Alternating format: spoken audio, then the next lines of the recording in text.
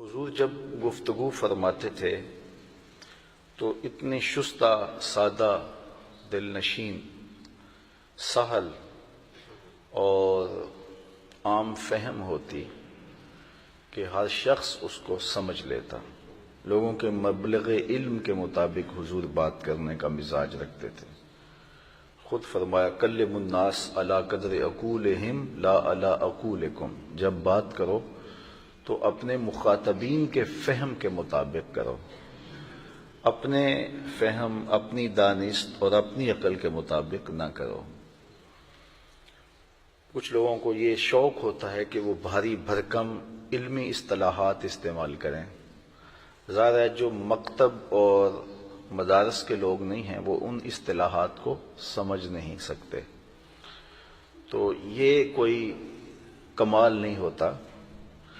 اس سے مقصود اپنے علم کا روب جمانا اگر ہو تو یہ بہت نامناسب ہے، لیکن اگر حکمت کو نہ سمجھتے ہوئے بندہ ایک روٹین میں اس طرح کا کلام کرے تو وہ مناسب نہیں ہے۔ لوگوں کے فہم اور مبلغ علم کے مطابق بات کرنا حضور کا سنت طریقہ ہے۔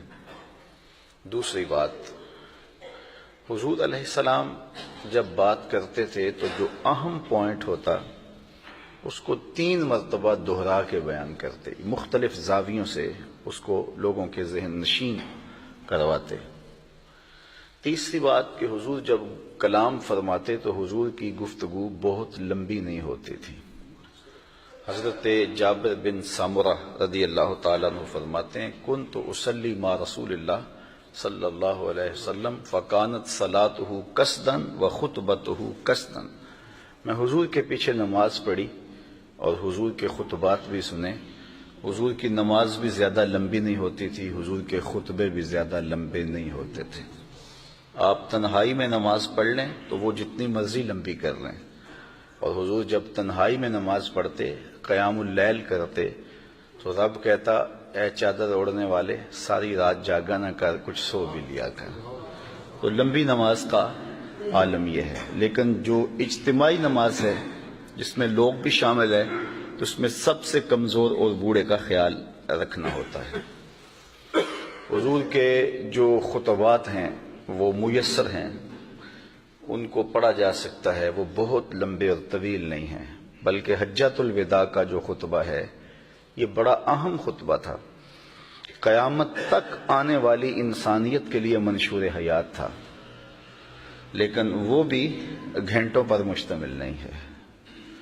تو یہی فصاحت ہوتی ہے کہ تھوڑے وقت میں اپنے میسج کو لوگوں تک پہنچانے کا فن بندہ جانتا ہو، اور یہ اللہ نے اپنے محبوب کو عطا فرمایا۔ خود ارشاد فرمایا انا افصح العرب، میں عربوں میں سب سے فصیح ہوں، بات کرنے کا جو ڈھب مجھے آتا ہے وہ کسی اور کو نہیں آتا ہے۔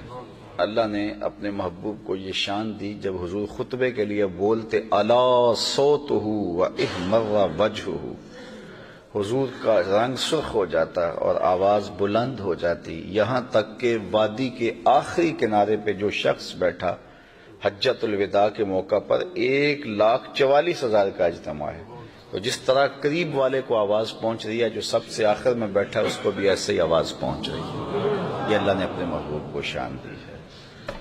اچھا، پھر سننے والوں کا انداز کیا ہے؟ کأن علی رؤوسہم الطیور، گویا ان کے سروں پہ پرندے بیٹھے ہیں، یعنی سننے والے بھی انہماک کا یہ عالم رکھتے ہیں، اپنی سماعتیں بچھا کے بیٹھ جاتے ہیں۔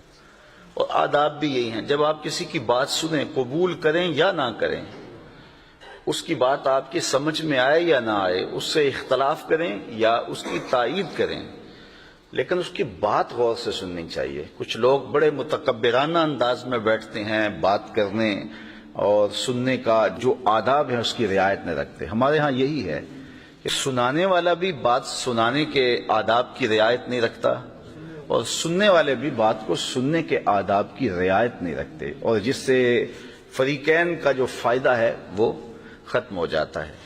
اگر ہم اس سنت طریقے کے مطابق گفتگو کریں اور گفتگو صحابہ کی سنت کے مطابق سنیں تو پھر اس کی برکات بھی نصیب ہوں گی اور خیر جولی میں ضرور پڑے گی۔